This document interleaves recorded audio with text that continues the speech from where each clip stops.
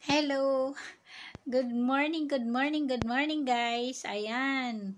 So, sa lahat ng mga nasa bahay lang ngayon kasi walang pasok ang government. So, sa buong NCR. So, hello! Good morning po sa inyong lahat. At sa mga private naman na merong pasok, yung iba wala. So, manatili po tayong ligtas. So, ingat po tayong lahat. So, medyo tumila na yung ulan dito sa Cavite. So, kaninang alas 3, nagising ako ng bigla sa lakas, sobrang buhos-buhos yung ulan dito. So, ingat po tayong lahat. Ayan, meron na naman akong i-share sa inyo. So, sana panoorin nyo po ito ng buo. Ayan. So, nakikita nyo yung aking background is yung umiinom ng tubig. So, yung tubig, alam naman natin lahat na normal talaga. Na umiinom naman talaga lahat ng tao, di ba? Hello, good morning. Shout out sa matang nandito na. Ayan.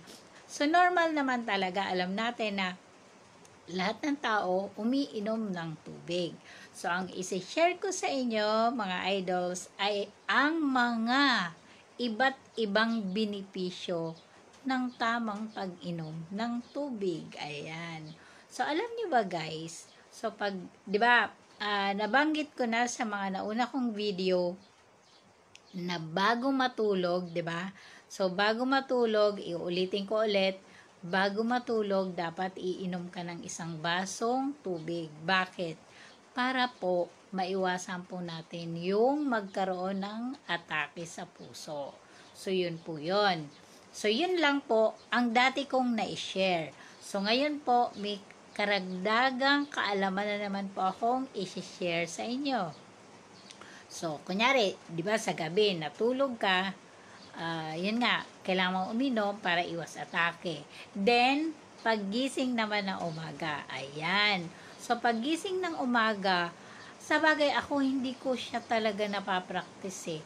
Kasi feeling ko, kapag uminom agad ako ng tubig pagising, parang feeling ko maduduwal ako eh. So, hindi ko talaga siya napapractice pa. Pero since nabasa ko na malaking bagay din siya, so susubukan ko ng itry. Yon. So, dapat pala guys, pagising natin ng umaga is uminom agad ng isang basong tubig. So, maganda po yon para sa kalusugan natin. Then, so, kunyari, pagdating naman sa kakain ka na. So, sa mga matataba, ayun, hindi pala. Kasi pangit-pangit gano'n. Sa mga chubby-chubby dyan, ng mga idols ko, so kung gusto nyo pong pumayat, ayan, or maging slim, so before kayo kumain, uminom kayo ng 2 glasses of water, ayan. So, kunyari, magbe-breakfast kayo, or magla-lunch, or magdi-dinner. So, better na uminom kayo ng 2 basong tubig para at least busog na kayo. Then, syempre, nabusog kayo sa 2 baso, so, konti na lang yung kakainin nyo. So, ito po, para sa mga chubby-chubby lang. Pero kung slim ka na, so, okay lang naman. Uminom or hindi uminom before, okay lang po yon. Okay? Then, habang kumakain naman, okay lang din pong uminom kasi mahirap namang mabulunan.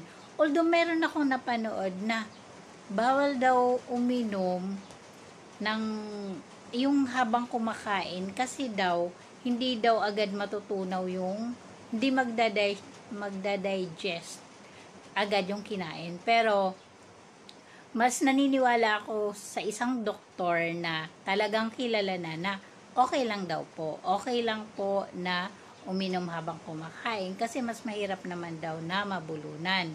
Then, after kumain, okay lang din po na uminom din po agad. So, wala daw pong problema yun. Kasi meron din nagsabi na dapat daw after 30 minutes, saka lang pwede uminom after meal. Kasi nga daw, so, yung parang enamel na, yung nagpo-protect daw sa ating mga ngipin, so, parang ano daw, yung parang malulusaw, so, mawawala ng protection daw yung ating ngipin. Pero ang sabi naman ng isang doktor, okay lang naman daw. So, nasa sa atin na lang po yun. Kasi although lahat sila doktor, siguro yung nagsabi nung okay sa hindi maganda sa ngipin na uminom agad after kumain is doktor yun ng dental. So, nasa sa atin po yon kung alin dun sa dalawa ang paniniwalaan natin na pwede, sabi ng isang doktor ng internal medicine, so, okay lang na uminom right after meal. Sabi naman ng isang doktor na dental, mawawalan daw ng protection yung ngipin kapag uminom agad. So, ang advice niya is 30 minutes after meal. Nasa sa atin na lang po yun. Kasi 'di ba kung masyado tayong conscious sa ating ngipin, so okay lang naman na sundin natin siya, 'di ba? Na kasi nga malulusaw daw yung nakabalot na protection sa ating ngipin. Kaya ang advice niya is 30 minutes after saka lang pwede uminom, then saka rin pwede mag-toothbrush. So yun ang sabi. Kasi 'di ba yung usual pagkatapos kumain, lalo pag nasa bahay tayo, di ba? So, toothbrush agad. Dapat daw 30 minutes. Yun. Then, alam nyo pa ba, ang iba-iba pang benepisyo ng tubig. So, kunyari, meron kang migraine, meron kang sakit, kunyari, nilalagnat ka, may sipon ka, may ubo ka. So, napakagaling po niya na damihan po natin lalo yung pag-inom ng tubig. Dahil nakakawala po yun ng migraine, nakakababa ng lagnat, nalulusaw yung mga plema, nawawala yung ubot sipon. So, talagang napakalaking bagay sa buhay ng tao ang tubig. And then, yung required na 8 to 12 glasses, diba, per day. So, kung kaya nyong gawin yon, so gawin nyo. Siguro para kasi minsan, di ba, mahirap naman yung sunod-sunod. Lalo ako, ayoko ng sunod-sunod na inom kasi para akong naduduwal. So, siguro, i-divide nyo. So, kunyari, sa umaga, uminom kayo ng mga tatlo. Then, pagtanghali, 3 na naman. Then, sa hapon, 3. Ayan. So, nakasyam na kayo. Pero 8 to 12 lang naman. So, nasa sa inyo yon kung anong mas kaya nyo, sa 8, sa 10, or sa 12. So, nasa inyo po yon.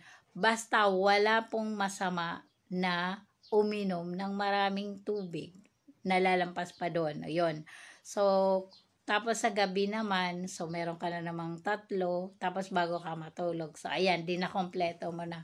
So, yun po yun, guys. So, tapos, ayun, may nakalimutan ako. Yung habang kumakain po tayo, kunyari, yung ulam natin is pork or beef. Yung mga merong taba, diba? So, bawal na bawal pong uminom ng malamig na tubig or soft drinks. Alam nyo bakit? Kasi yung taba ng kinain mong karne, mamumuo lalo. Okay? So, better kung ang ulam nyo is karne, lalo yung may taba-taba, so uminom kayo ng warm water. Yung ibig sabihin, yung tubig na malamig na may mainit. So paghaluin nyo yon, maligamgam yon. Maligamgam na para yung taba nung kinain nyo, hindi po mamumuo sa loob ng ating katawan. Okay? Kasi pag namuo yun, so magiging fat. So, yun po yung, kaya lalong nagiging mataba yung tao. So, ganun po yun.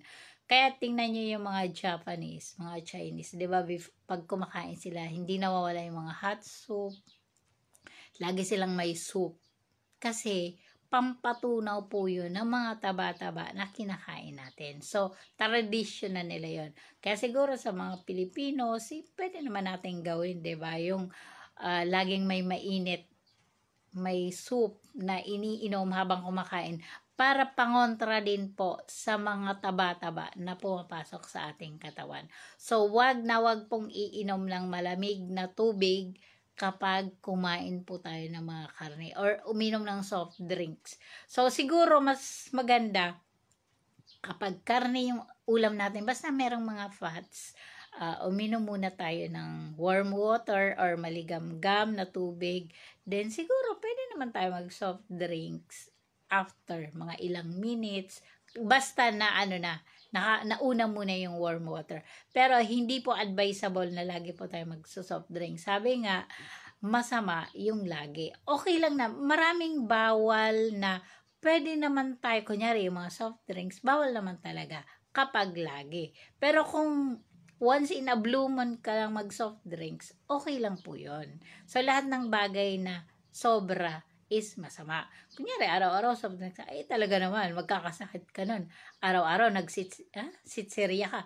Masama naman talaga yun.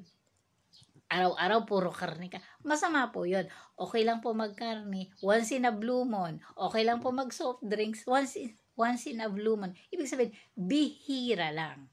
So, yun. So, yun lamang guys. Sana po ay may natutunan na naman kayo sa aking ibinahagi ngayong araw. Ay, gusto ko nga palang batiin, shout out sa aking bayang Bulusan. Ayan, anti-bisperas ngayon. Ayun, bisperas po ng kapistahan ng aming patron na si Senior Santiago. Ayan, Viva Senior Santiago. Hello sa mga kabulusanan ko. Happy Fiesta! Umuulan ba dyan? Dito sa Cavite, as in ulan na ulan. Ngayon medyo tumila-tila na. Happy Fiesta po! Enjoy po. Ang daming nag-uwian na naman. Ako hindi umuwi. Sa October pa ako uuwi. Thank you, thank you. Happy Fiesta ulit sa mga kapwa ko bulusanon. Thank you. God bless everyone. Ingat-ingat po ang lahat. Salamat. Bye!